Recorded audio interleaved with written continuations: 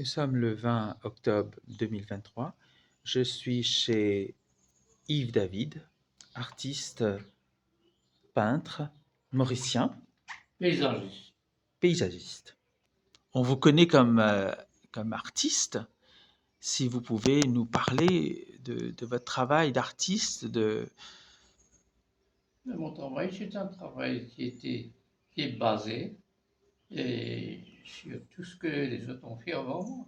C'est-à-dire que depuis la peinture est connue, tout le monde se sert d'un pinceau et de la pâte pour faire une peinture, que ce soit une aquarelle, que ce soit une gouache, que ce soit une peinture à l'huile, que ce soit de l'acrylique aujourd'hui, mais c'est toujours une pâte, la matière qui est étalée sur une toile ou un carton ou une feuille de papier pour vous exprimer, c'est tout. à quel moment vous avez développé cette passion pour la peinture? Donc, je pense que je suis né avec la passion parce que depuis très jeune, je m'intéresse au bricolage. J'ai fait toutes sortes de bricolage avant de vraiment peindre. Avez-vous participé à des expositions Oui, j'ai participé à collectives? des expositions de groupe, mais bien tard. Mais je n'ai jamais voulu me faire connaître. Ça ne m'intéresse pas de me faire connaître. Oui. Je rase les murs, je Mhm. suis dans dans toutes les manifestations artistiques, mais je fais en sorte que je ne suis pas à l'avant-plan. Vous êtes un artiste qui peint en plein air. Oui, je pars Oui, en plein air. oui. Je pars en plein air, je Mhm. pars, je regarde par ma fenêtre si le temps est beau. Je dis à mon épouse, je pars, je prends mon chevalet. Je ne sais pas où je vais, je m'oriente et je découvre toujours quelque chose à faire en cours de route. Et qu'est-ce que vous privilégiez dans votre œuvre? Vous voyez, j'aime bien la nature. Qui dit nature dit art. Je, je suis un homme qui aime les arbres. Mhm. J'aime admirer les arbres. J'aime scruter les arbres, voir leur structure, les éboursouflures des arbres, les branches, comment ils poussent. Et je peux vous dire que je suis toujours chagrin quand on abat un arbre. Ça me fait un pincement au cœur quand je vois que, quelle que soit la raison, mais ça me dérange énormément et je peux même pleurer quand on coupe un arbre. Si vous pouvez nous parler un peu de vos œuvres, si on peut regarder un peu ce que vous avez fait, pouvez-vous nous montrer Ça, un c'est peu le dernier. votre dernière œuvre Ça, qui, c'est une huile. qui date de... Il date de mercredi dernier. Oui, c'est-à-dire que vous réalisez vos œuvres en très peu de temps, en fait. Je finis sur place. Sur place. En 3 heures de temps, je finis. J'arrive là, sur le ciel, je, je prospecte la nature, je regarde un Mhm. peu, j'essaie de faire ma composition euh, dans ma tête. Mhm. Et puis tout d'un coup, il y a un déclic, je dis voilà, c'est là qu'il me faut me tenir, voilà la composition, comment ça va être. Et si vous regardez dans mes compositions, qui figurent, vous voyez toujours, vous avez vous avez des ronds, des carrés, des triangles, hein, vous voyez. Rien n'est en parallèle. Oui. Est-ce que vous pouvez nous parler de votre technique? La technique, je me sers de la technique de la peinture à l'huile. Peinture à l'huile. Je fais aussi de l'aquarelle, j'ai fait de l'aquarelle avant de tomber à l'huile. Mhm. Parce qu'à cette époque-là où je commençais, je n'avais pas d'argent pour pouvoir me payer des toiles, pour payer de la pâte à l'huile. Des liants, des agglutinants, il fallait le préparer soi-même. On achetait en quincaillerie de l'huile de lin qu'on faisait décanter au soleil, de la térébenthine, et on faisait des mélanges avec du vernis et tout, pour pouvoir faire un médium et peindre. C'est comme ça. Il y a eu beaucoup de trial and errors avant d'arriver à faire ce que je fais maintenant. Et on est toujours dans le dark, on est toujours en train de chercher. Quand vous arrivez à la prison de la Grande Rivière, Mhm. le chemin, là, ça n'existe pas. Et j'ai fait ce tableau avant que le pont existe, que la route existe. Parce qu'on passait ici, sur l'ancien pont. Ici, ça, c'est un tableau que je suis en train de restaurer. C'est un tableau que j'ai fait à Trobus, il y a longtemps de ça. en 2012, 2010, 2012. Ben, sur des toiles sur châssis, tendues, ou bien sur des toiles marouflées sur. C'est marouflé dessus. Pourquoi je maroufle? Parce qu'avec en Maurice, les variations hygrométriques, vous avez toujours, à un certain moment, la toile qui flotte, qui fait pavillon, la toile de lin ou du coton. Voyez, c'est marouflé. La toile que je fais par rouleau, grand rouleau, et puis je découpe. Et puis avec tableau. Faut vous dire que je peins aussi avec tout ce qui est professionnel. Des brosses en soie de porc, J'aimerais bien voir vos outils. des brosses. Oui, c'est une brosse qui est en cornelle. Oui. Et quelles sont les marques que vous privilégiez? Ben, il n'y a pas. Il y a beaucoup de marques. Hein. Il y a Paul Cézanne, là.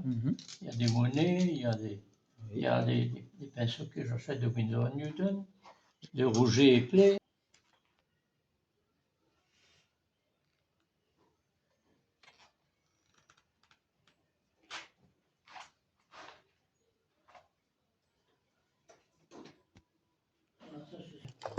Ça, c'est la marque des prédilections. Amsterdam. Ça, c'est Windsor, ça, c'est Winsor Newton. Delaunay. Vous voyez? Ça, c'est du. Là, c'est du Gambin. GmbLN. Ça, c'est professionnel. Et ça, actuellement, ce que je me sers, et qui coûte les yeux de la tête, c'est le Schmiak. L'Académie. Le Schmiak. Que vous achetez à l'étranger? Oui. Non, là, ça, il y a une boutique qui vend ça à Maurice maintenant. Depuis quelque temps, je ne fais plus venir. Et j'achète en Maurice, mais ça coûte horriblement cher. Vous voyez? C'est du Cambrai. Ça, c'est de la bonne peinture. C'est du professionnel. C'est-à-dire que vous êtes sûr, quand vous vous servez d'une couleur, ça ne va pas pâlir avec le temps. Bon, est-ce que vous préparez votre toile avant? Non, ma toile est déjà préparée. Déjà. Mais je mets un après. Vous mettez un après. Je prépare moi-même Oui. avant de peindre dessus. Vous voyez, je peux vous montrer un petit peu. Vous voyez, regardez ça. Ça, c'est du sennelier. C'est de la bonne peinture. Et ça coûte cher. Un tube comme ça vous coûte à peu près 500 roupies. Vous voyez? Tableau que j'ai peint et qui a été admiré par deux grands peintres, Marcel Lagesse et Jacques Desmarais. Ils m'ont dit, je ne l'ai pas signé le tableau, ils m'ont dit de ne jamais vendre ce tableau parce que c'est un tableau de référence. Et moi aussi, je n'ai pas envie de le vendre, je n'ai jamais eu envie de le vendre parce que c'est un tableau que j'aime bien, c'est une symphonie de verre que je fais à Sainte-Croix et à la vallée des Poètes, là où les Poètes rencontrent Sainte-Croix. En quelle année? Il y a longtemps, j'avais peut-être 15 ans quand j'ai fait ça. Et non, un peu plus de 15 ans. Je venais de me marier. C'est en 25 ans. 25 ans. Hein? Et cet endroit, aujourd'hui, il n'y a que des bâtiments, que des constructions. Et c'est comme ça, la rivière est restée. C'est à la vallée des Prêtres. Première mosquée que vous avez, c'est vis-à-vis. Parce que dans cette chose-là, il y avait toujours des bœufs qui étaient là. Mais tout a changé maintenant. Oui, c'est la montagne seulement qui reste. La montagne et les habitations partout. Le petit cours d'eau. Ça, c'est un tableau historique. Maison de Monet. C'est-à-dire à Giverny. À Giverny. Je crois que c'est 1990. 90. 90, c'est ce que je vois là-dessus. Giverny. À Giverny. J'ai fait 3 aquarelles et une huile à Giverny. Mais sur les genoux, pas de chevalet, rien. Est-ce que vous avez été influencé par un artiste ou par un mouvement artistique quelconque? L'artiste qui m'a influencé à Maurice, que j'admire, c'est Max Coulet. Il y a tout dans sa peinture. Il y a la construction, il y a la mise en page, il y a les couleurs, il y a les lignes, il y a tout. Vous pouvez nous expliquer un petit peu comment vous procédez au niveau de la composition? Le carré d'or, c'est 0,6 à 8. Vous multipliez par la longueur, par 6 à 8, ou bien vous multipliez par la largeur par 6 à 8, et ça vous donne cette construction-là. Vous voyez? Quand vous mettez ça là, vous voyez, là où finit la roche là, vous voyez, qu'est-ce qui vous reste? Il nous reste ce côté d'ici là. Qu'est-ce qui vous reste? Un carré là-bas. Hein? Mais quand vous voyez, j'ai mis ce bateau-là qui était justement à l'horizon, il est un peu plus là, je l'ai mis ici, parce que quand il est là, vous voyez, et que vous ignorez là-bas, vous avez un carré ici. Donc, C'est un paysage à double port d'harmonie. le nombre d'or. Vous utilisez le nombre Nombre d'or, d'or, oui. le carré, C'est comme le carré ici. d'or. Où se trouve Regardez le point là. focal dans cette œuvre? Regardez. Le blanc focal est là. Il est là. Il prend bouteille, il vrille tout ça, il retourne là. Je vois. Il y a comme un parcours dans votre œuvre. Ah, c'est fait, ça brille comme ça. Oui. Un tableau ne doit pas, vous ne devriez pas, en tant que spectateur, voir seulement un bout d'un tableau. Vous dites, ah, j'aime bien cette table-là, j'aime bien. Il faut aimer le tableau. Le tableau est une entité. Il faut le tableau. Et un tableau se met toujours à hauteur des yeux. Vous m'avez dit qu'autrefois vous faisiez beaucoup d'aquarelles. Est-ce que vous en faites toujours? J'en fais toujours, oui. Oui. Je suis un mordu d'aquarelle. J'aimerais bien voir quelques-unes de vos aquarelles. Mais là, je ne sais pas faire. Voilà, il y a une de moi, voilà. Et le corps de garde avec les eucalyptus. Vous savez comment je donne à tous ceux qui viennent me voir, je dis apprenez à dessiner.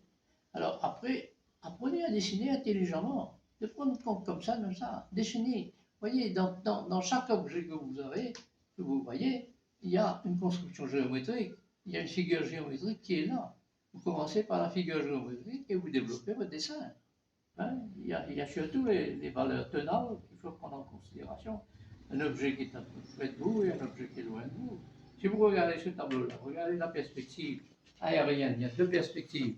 Vous avez la perspective de ligne, vous avez là, vous avez un triangle qui sort de là. Ouais, la pointe de votre triangle est là, il part là, il fait ça, un triangle. Vous avez un grand triangle qui est là. Vous avez un grand triangle, et ici vous avez un petit triangle. Donc j'ai un triangle qui est là, un grand triangle, et puis ma ligne d'horizon là, et ici ça c'est un oblong, hein, ça. Et ça c'est un triangle. Un triangle, vous avez deux triangles, là, un deuxième triangle qui est là, un triangle qui est là, qui finit là, qui finit ici là, et là vous avez un petit triangle. Autre toile, j'ai calculé la ligne d'or ici, et je suis parti sur un triangle qui est ici, avec la tour qui est là, vous voyez, ici, le triangle est par là, l'autre triangle fait ça, il fait ça. Ici, j'ai un autre petit triangle là, un triangle, deux triangles, trois triangles, et ça c'est un quatrième triangle. Si je prolonge là, le truc là, j'ai un quatrième triangle. Voilà ma construction comme il est, avec la tour qui est là. Alors le point focal, c'est ça, ici, avec les fers, j'ai construit ça ici, là, et ici, vous voyez, là, ça c'est mon bouquet d'arbres qui est là, et ça c'est le terrain qui est occupé par le sable. Voilà la construction de mon tableau. Voyez. Donc, il est là, un triangle, voyez. Le second triangle, il sort de là, il fait ça, un triangle. Ici, vous avez un autre petit triangle qui est là, et si vous prolongez ça là, vous avez un triangle qui est là, un grand triangle qui est là. Donc j'ai un triangle qui est là, j'ai un second triangle qui est là, j'ai un troisième triangle qui est là, j'ai un quatrième triangle qui est là. Il n'y a que ça, la ligne d'horizon par là, il y a ça qui est la partie qui est comme ça.